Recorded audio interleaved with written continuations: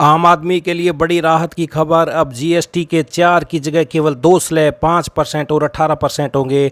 इससे आम ज़रूरत की चीज़ें जैसे साबुन, शैम्पू के साथ एसी, कारें भी सस्ती होंगे। जीएसटी काउंसिल की 56वीं मीटिंग में इस बार फैसला लिया गया। वित्त मंत्री निर्मला सीतारमण ने 3 सितंबर को इसकी जानकारी दी। वित्त मंत्री ने बताया कि दूध, रोटी, पिज़्ज़ा, ब्रेड, छेना समेत कई फूड आइटम जीएसटी फ्री होंगे।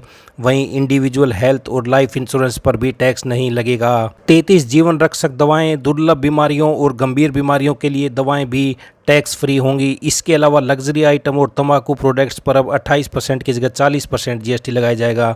मध्यम और बड़ी कारें, 350 सीसी से ज़्यादा इंजन वाली मोटरसाइकिलें इस स्लैब में आएंगी। वित्त मंत्री ने बताया कि नए स्लैब नवरात्रि के पहले दिन यानी 22 सितंबर से लागू हो जाएंगे। हालांकि तंबाकू वाले सामान पर नई 40% जीएसटी दर अभी लागू नहीं होगी।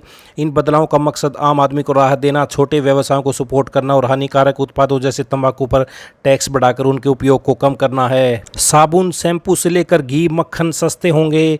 रोजमर्रा के सामान, साबुन, शैम्पू, टूथपेस्ट, घी, मक्खन, नूडल्स और नमकीन, बर्तन, बच्चों की बोतलें, नैपकिन और डायपर, सिलाई मशीन, इन सभी पर अब जीएसटी 5% लगेगा। ट्रैक्टर टायर, ट्रैक्टर, सिंचाई की मशीन, कृषि मशीनरी, इन सभी पर जीएसटी अब 5% लगेगा। हेल्थ में हेल्थ इंश्योरेंस पे कोई टैक्स नहीं लगेगा। थर्मामीटर में 5% जीएसटी लगेगा। Oxygen 5% GST, diagnostic kit 5% GST लगेगा। ऑटोमोबाइल में छोटी कारें 18% जीएसटी लगेगा। मोटरसाइकिलें अब 18% जीएसटी लगेगा। शिक्षा में कोई जीएसटी नहीं लगेगा। Map, chart, globe, pencil, crayon, exercise book, इन सभी पर जीएसटी खत्म कर दिया गया है। इलेक्ट्रॉनिक डिवाइस जैसे एयर कंडीशनर, इन पर अब 28 से घटकर 18% जीएसटी। टीवी 32 इंच से बड़ी 28% से घटाकर 18% जीएसटी।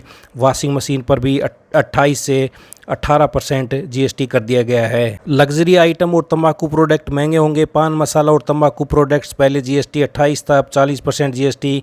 एडिशनल शुगर प्रोडक्ट भी 40%। नॉन एल्कोहलिक बेवरेजेस 18 से 40% जीएसटी कर दिया गया है। कार्बोनेटेड और कैफिनेटेड बेवरेजेस में भी 28 से 40% जीएसटी कर दिया गया है। 350 सीसी से ज़्यादा इंजन वाली मोटरसाइकिलें 40% जीएसटी लगेगा, पहले 28% लगता था। एयरक्राफ्ट, यॉट, लग्जरी कारें 28 से 40% जीएसटी कर दिया गया है। ये बदलाव आपकी जेब पर बोझ कम करेंगे। रोज़ के सामान, खाना की चीज़ें और छोटी गाड़ियाँ सस्ती हो जाएंगी। व्यक्तिगत, परिवार और बुजुर्गों के लिए स्वास्थ्य बीमा पर 18% टैक्स हट गया है। इससे बीमा लेना सस्ता होगा और ज़्यादा लोन इसे ले सकेंगे। सीमेंट पर टैक्स 28 से 18% हुआ है, तो घर बनाना, मरम्मत का खर्च थोड़ा कम होगा। टीवी, एयर कंडीशनर जैसे सामान भी 28 से 18% टैक्स में आएंगे, यानी सस्ते होंगे। 33 ज़रूरी दवाइयाँ, खासकर कैंसर और गंभीर रोगियाँ बीमारी अब टैक्स फ्री होंगी। छोटी कारें और 350 सीसी तक की मोटरसाइकिल अब 28 की जगह 18% टैक्स इसी में होंगी। ऑटो पार्ट्स और 3 व्हीलर पर भी टैक्स 28 से 18% हुआ, जिससे ये सस्ते होंगे। किसानों के लिए ट्रैक्टर, खेती बागवानी की मशीनें, हार्वेस्टिंग मशीनें और कंपोस्टिंग मशीनें पर जीएसटी 12 से घटकर 5% हुआ है।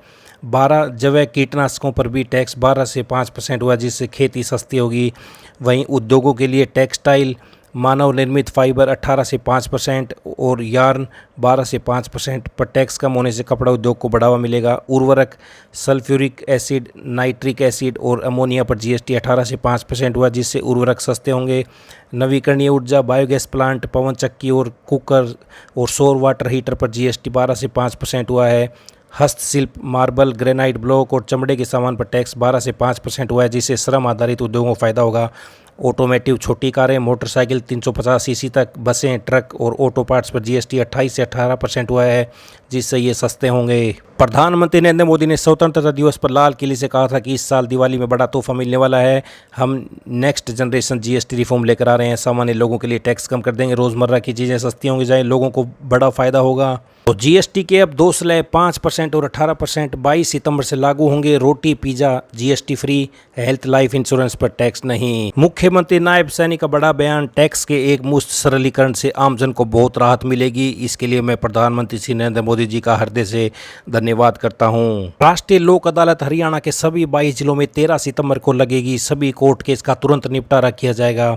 दिनांक 13 सितंबर 2025। हरियाणा राज्य भर में राष्ट्रीय लोक अदालत में कौन से मुद्दे उठाए जा सकते हैं? चेक से संबंधित मामले, धन वसूली मामले, आपराधिक मामले जिसमें कानूनी तौर पर समझौता किया जा सकता है, एक्सीडेंट क्लेम केस, श्रम एवं रोजगार संबंधी विवाद, बिजली पानी और अन्य बिल्स, वैवाहिक विवाद, रख रखाव के मामले, भूमि अधिग्रहण मामले, सेवाएं संबंधी मामले, राजस्व मामले और अन्य सिविल और आपराधिक मामले। यदि आप अपने मुकदमे को दूसरे पक्ष के साथ समझौते के माध्यम से लोक अदालत द्वारा निपटाना चाहते हैं तो आपका जो भी मुकदमा जिस न्यायालय में लंबित हो, आप उसी न्यायालय में दिनांक 12 सितंबर तक किसी भी दिन अवकाश के अतिरिक्त जाकर अपने मामले पर विचार करवा सकते हैं, जिसका निस्तारण दिनांक 13 सितंबर को होने वाली राष्ट्रीय लोक अदालत में आपसी समझौते के आधार पर किया जाएगा। एसएससी सीजीएल एग्जाम डेट को घोषित कर दिया गया है। Combined graduate level examination 2025 tyre 1 की डेट, शेड्यूल ऑफ एग्जामिनेशन 12, 13, 14, 15, 16, 17, 18, 19, 20, 21, 22, 23, 24, 25 और 26 सितंबर 2025 को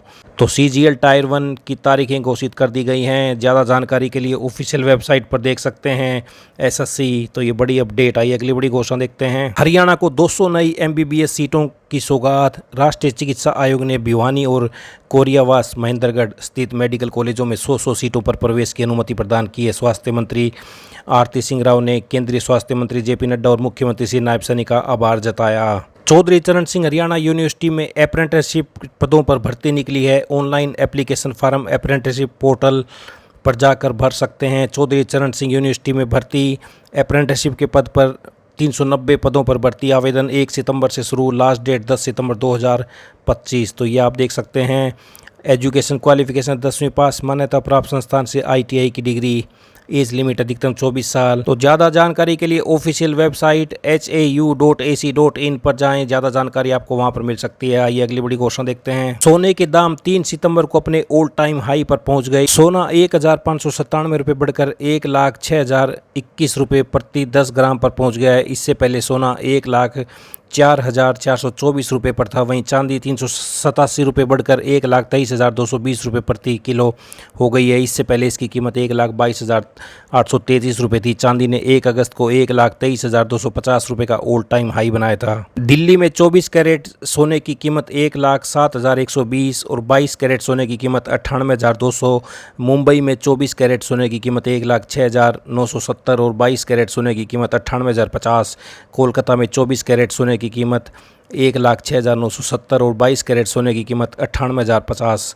चेन्नई में 24 कैरेट सोने की कीमत 1,06,970 और 22 कैरेट सोने की कीमत 98,050। भोपाल में 24 कैरेट सोने की कीमत 1,07,020 और 22 कैरेट सोने की कीमत 98,100 रुपये। तो भोपाल सहित 4 महानगरों में 10 ग्राम सोने की ये रही कीमत। हरियाणा के भिवानी में लेडी टीचर मनीषा मौत मामले की जांच के लिए सीबीआई टीम बुधवार को भिवानी पहुंची। सरकार ने 20 अगस्त को केस सीबीआई को सौंपा और 3 सितंबर को सीबीआई ने मौके पर पहुंचकर जांच शुरू कर दी। 2 सितंबर को मनीषा के परिजन सीएम नायब सिंह सैनी से चंडीगढ़ में मिले थे।